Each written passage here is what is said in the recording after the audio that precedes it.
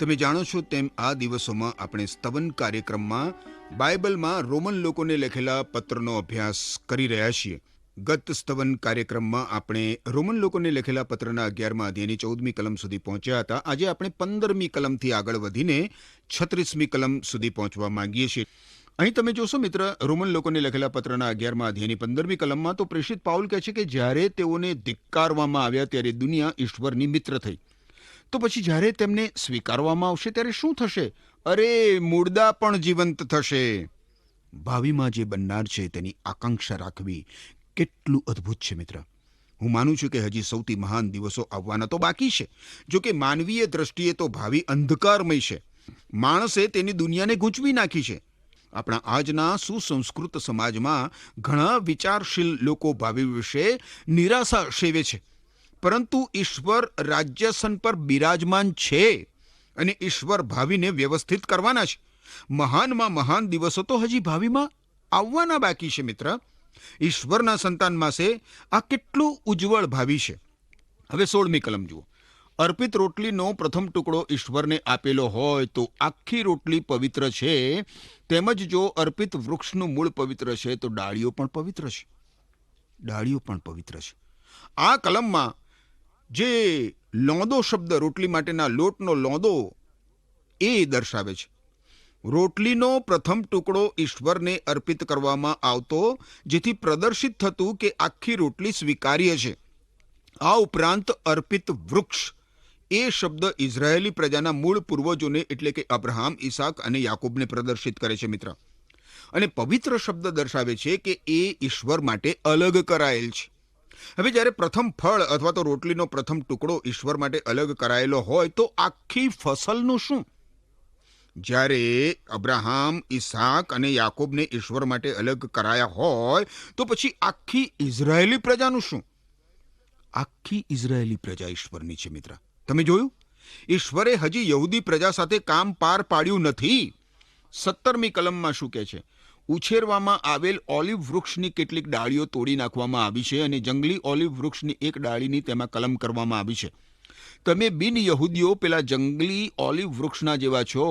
હવે યહૂદીઓનું મૂળ જે શક્તિ અને રસે ભરેલું છે તેના જીવનના તમે ભાગીદાર થયા છો.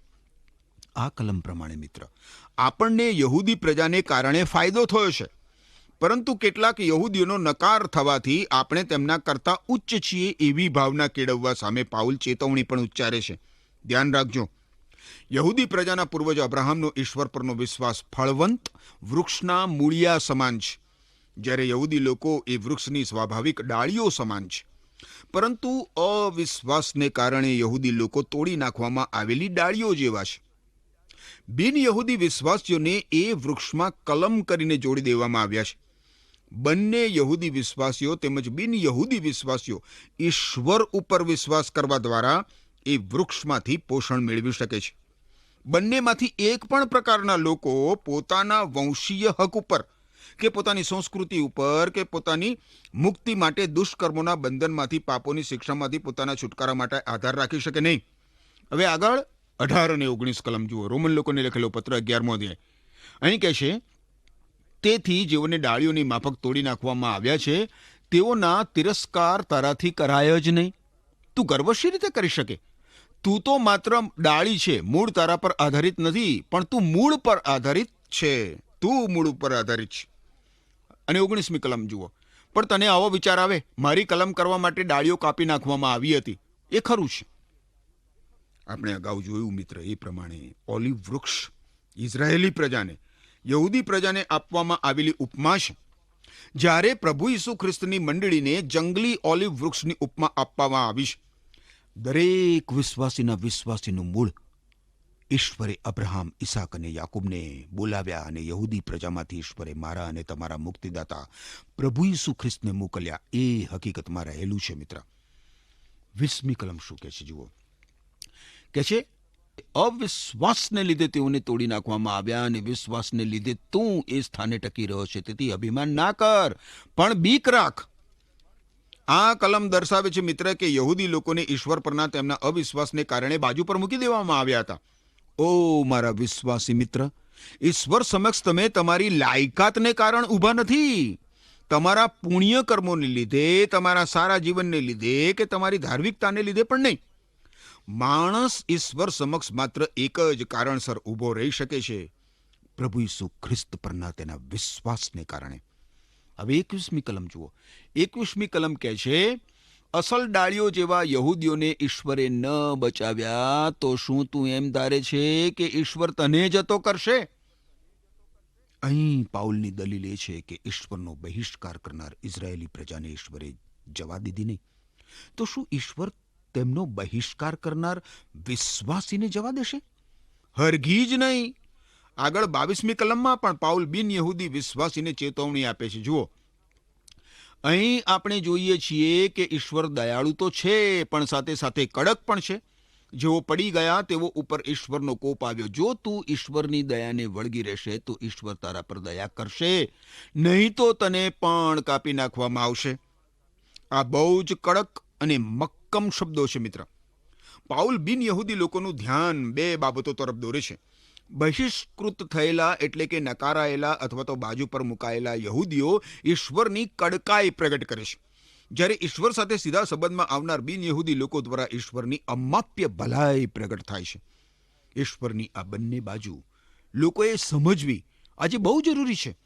ઈસુ ખ્રિસ્તનો બહિષ્કાર કરવા વિરુદ્ધ અને પાપ વિરુદ્ધ ઈશ્વરનો ન્યાય ચુકાદો અને પ્રભુ ઈસુ ખ્રિસ્તને શરણે આવનાર લોકો પર ઈશ્વરની કૃપા, એ બંને બાબતો જાણવી, સમજવી અને સ્વીકારવી દરેક માણસ માટે આવશ્યક જ નહીં, કિંતુ અનિવાર્ય પણ છે મિત્ર. પાઉલ પાસે ઇઝરાયેલી પ્રજા વિરુદ્ધ ઈશ્વરની કડકાઈનું પૂર્ણ ચિત્ર નહોતું. ઈસવીસન 70માં યરૂશાલેમના વિનાશ સમયનો ઇઝરાયેલનો ઇતિહાસ અને એ પછી જે બન્યું તેનો ઇતિહાસ બહુ જ ભયજનક છે. એટલે મિત્ર, ઈશ્વરની કૃપા સાથે રમત કરવી તે અત્યંત ખતરનાક બાબત છે. આપણે માત્ર ઈશ્વરની કૃપાથી, પ્રભુ ઈસુ ખ્રિસ્ત પર વિશ્વાસ કરવાથી ઈશ્વરના કુટુંબના સભ્યો બની શકીએ છીએ, અને એમ આપણને ઘણા બધા હકો મળે છે. હવે જુઓ, બાજુ પર મુકાયેલા યહૂદીઓને પ્રેષિત પાઉલ 23મી કલમમાં કેવી અણમોલ આશા આપે છે. કે છે, જો યહૂદીઓ તેમના અવિશ્વાસને દૂર કરે તો તેમને અસલ સ્થાને પાછા લાવવામાં આવશે, કારણ ઈશ્વર તેમને ફરીથી કલમ રૂપે જોડવા સમર્થ છે. ઈશ્વરે લાયકાત વગરના બિન યહૂદીઓનો સ્વીકાર કર્યો, તો જરૂર ઈશ્વર લાયકાત વગરના યહૂદીઓનો પણ સ્વીકાર કરે છે. હવે આ કલમમાં અસલ સ્થાને પાછા લાવવામાં આવશે, એ શબ્દો બહુ જ મહત્વના છે.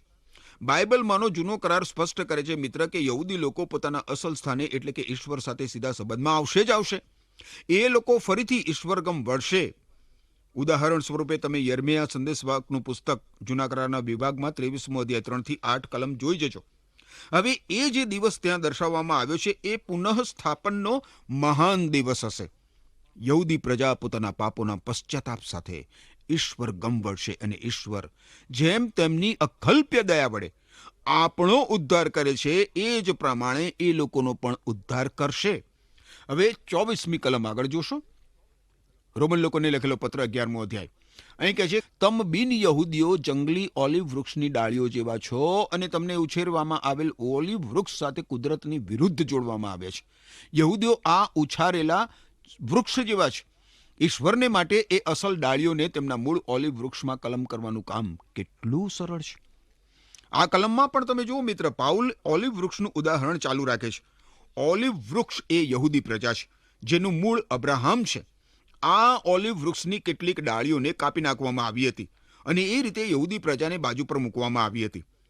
ઈશ્વરે બિન યહૂદી પ્રજામાં પોતાનો મહિમા દર્શાવ્યો, પરંતુ ઈશ્વર મૂળ અથવા તો અસલ ડાળીઓને પણ મૂળ ઓલિવ વૃક્ષમાં કલમ રૂપે જોડી શકવા સમર્થ છે મિત્ર. બીજા શબ્દોમાં જુઓ તો ઈશ્વર યહૂદી પ્રજાનો કાયમ માટે બહિષ્કાર કરવાના નથી. હવે બધાને માટે ઈશ્વરની કૃપા, એ શીર્ષક નીચે 25મી કલમમાં તમે જુઓ પ્રેષિત પાઉલ શું કહે છે. મારા ભાઈઓ, હું તમને એક માર્મિક સત્ય જણાવવા માંગુ છું, જેથી તમે પોતાને બુદ્ધિમાન સમજી બેસો નહીં. તે આ પ્રમાણે છે, ઇઝરાયેલીઓની હઠીલાઈ કાયમી નથી, પરંતુ બિન યહૂદીઓની નિયમ સંખ્યા પૂરેપૂરી ઈશ્વર પાસે આવશે ત્યાં સુધી જ તે રહેશે. હવે આ કલમમાં દર્શાવેલ બિન યહૂદીઓની નિયત સંખ્યા ગણવાની શરૂઆત પ્રભુ ઈસુ ખ્રિસ્ત પર વિશ્વાસ કરનાર પ્રથમ માણસથી શરૂ થઈ ગઈ છે મિત્ર. અને આ બાબત પ્રભુ ઈસુ ખ્રિસ્તની મંડળી આકાશમાં ઉપર ઊંચકાઈ જશે ત્યાં સુધી ચાલુ રહેશે. જ્યાં સુધી પ્રભુ ઈસુ ખ્રિસ્તની મંડળી દુનિયામાં છે ત્યાં સુધી ઇઝરાયેલી પ્રજાનો અંધાપો અને હઠીલાઈ ચાલુ રહેશે. વારું, હવે આપણે આગળ વધીએ. રોમન લોકોને લખેલા પત્રના 11મા અધ્યાયની 26 અને 27 કલમ જોઈએ. અહીંયા લખ્યું છે, સિયોનમાંથી ઉદ્ધાર કરનાર આવશે, તે યાકોબના સંતાનોમાંથી પાપને દૂર કરશે. જ્યારે હું તેમના પાપને દૂર કરીશ ત્યારે તેમની સાથે મારો આ કરાર કરીશ. ઈશ્વર આ પ્રમાણે કહે છે. હવે આ કલમમાં કહેવામાં આવ્યું છે કે સર્વ ઇઝરાયેલીઓનો ઉદ્ધાર થશે, પરંતુ એનો અર્થ એવો નથી થતો મિત્ર કે દરેકે ઇઝરાયેલીઓનો ઉદ્ધાર થશે. આ અધ્યાયમાં આપણી સમક્ષ પ્રેષિત પાઉલે ઇઝરાયેલી પ્રજાને રાખી છે મિત્ર. આગળ તમે જુઓ 28 અને 29 કલમો, તો ત્યાં લખવામાં આવ્યું છે, શુભ સંદેશને લાગે વળગે છે ત્યાં સુધી યહૂદીઓ તમારે લીધે ઈશ્વરના દુશ્મનો છે, પરંતુ પસંદ કરાયેલા લોકો તરીકે આદિ પિતૃઓને લીધે તેઓ ઈશ્વરના મિત્ર છે. ઈશ્વર જેઓને પસંદ કરીને આશીષ આપે છે તેમના સંબંધી તેઓ પોતાનું મન ફેરવતા નથી. પાઉલ અહીંયા એમ કહેવા માંગે છે મિત્ર કે ઈસુ ખ્રિસ્તના શુભ સંદેશના સંબંધમાં યહૂદીઓ તમારે લીધે ઈશ્વરના દુશ્મનો છે, પરંતુ તેમના પૂર્વજોને કારણે પસંદ કરાયેલા લોકો તરીકે તેઓ ઈશ્વરના મિત્ર પણ છે, કારણ કે ઈશ્વરની કૃપાની ભેટ અને ઈશ્વરનું આમંત્રણ ફરી ન શકે એવી બાબતો છે. આગળ તમે 30 અને 31 કલમો જુઓ તો ત્યાં લખ્યું છે, ભૂતકાળમાં તમે બિન યહૂદીઓએ ઈશ્વરની આજ્ઞાનો ભંગ કર્યો હતો, પણ અત્યારે યહૂદીઓના આજ્ઞા ભંગને કારણે તમે દયા પામ્યા છો.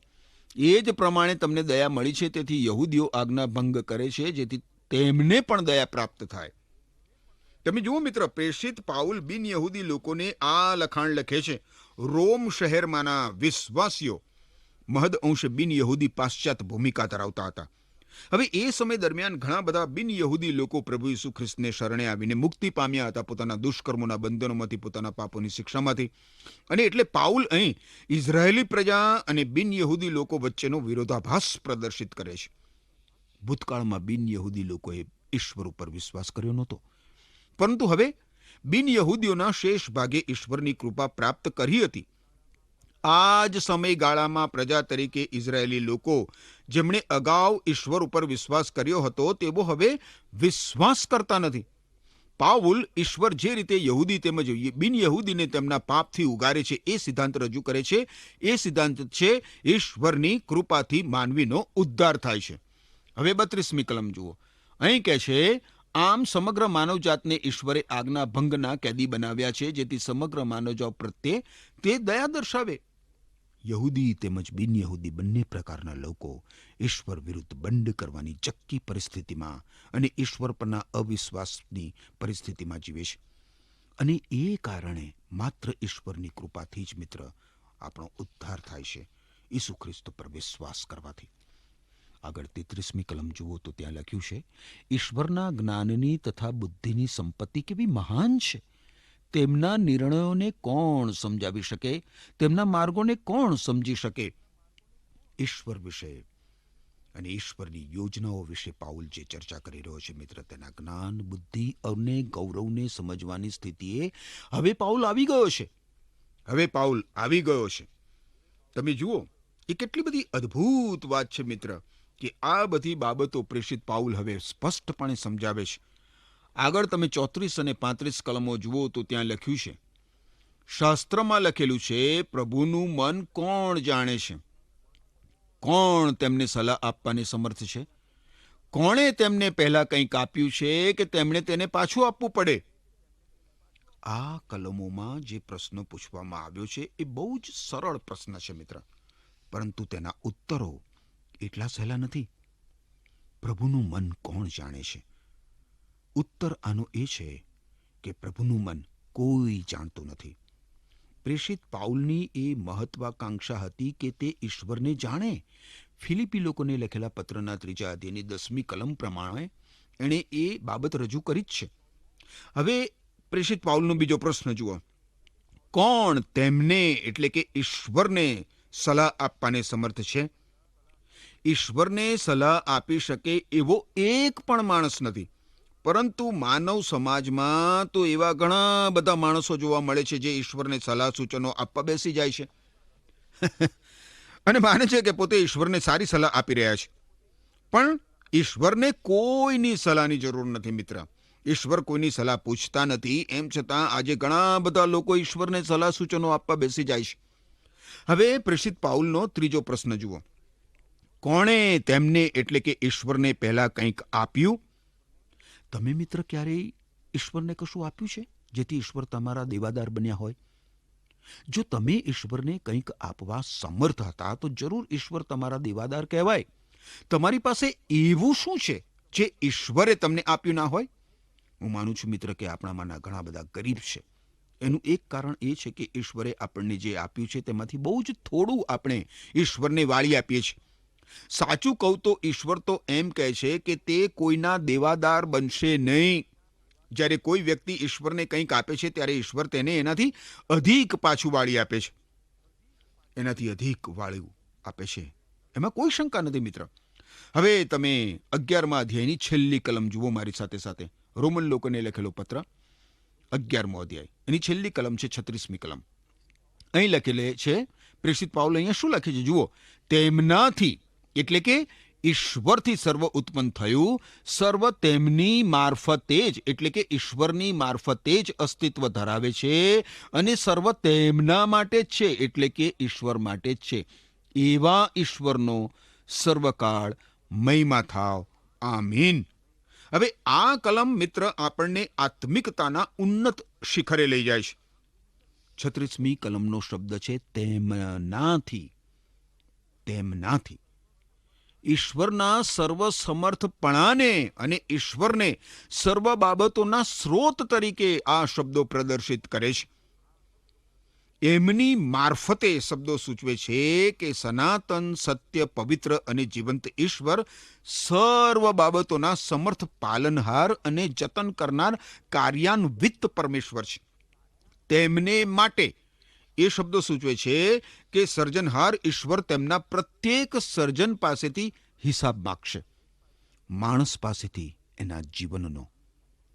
સમગ્ર સૃષ્ટિનું વહેણ ઈશ્વરગમ છે મિત્ર. એવા ઈશ્વરનો સર્વકાળ મહિમા થાવ. આ શબ્દો સૂચવે છે કે માન, મહિમા અને ગૌરવ દરેક યુગમાં માત્ર ઈશ્વરના જ છે. પણ અહીં એક પ્રશ્ન પૂછવાનું મને મન થાય છે મિત્ર. શું આપણે કોઈ પણ કાર્ય માટે કે કોઈ પણ ઘટના માટે માન પામવાની ઈચ્છા સેવીને ઈશ્વરના મહિમા અને ગૌરવમાંથી ચોરી તો કરતા નથી ને? માન, મહિમા અને ગૌરવ તો માત્ર ઈશ્વરના જ છે. એ ઈશ્વરને જ મળવા જોઈએ. સન્માન માત્ર ઈશ્વરનું જ થવું જોઈએ, માણસનું નહીં. આરાધના, ભક્તિ, વંદના માત્ર સત્ય, સનાતન, પવિત્ર અને જીવંત એવા સર્વસમર્થ સર્જનહાર ઈશ્વરના જ થવા જોઈએ, બીજા કોઈના નહીં. તમને યાદ હશે જ મિત્ર કે રોમનોને પત્રના પ્રથમ 8 અધ્યાયો સિદ્ધાંતોને લગતા હતા. એ પછીના 3 અધ્યાયો વિમુક્તિને લગતા હતા. અને આ જે છેલ્લા વિભાગમાં વિશ્વાસીની ફરજ ઉપર ભાર મૂકવામાં આવ્યો છે. ઈશ્વર તમને પોતાની પવિત્ર પાંખોની છાયા તળે, પોતાની આંખોની કીકીની પેઠે સંભાળી બચાવી રાખો. આમીન.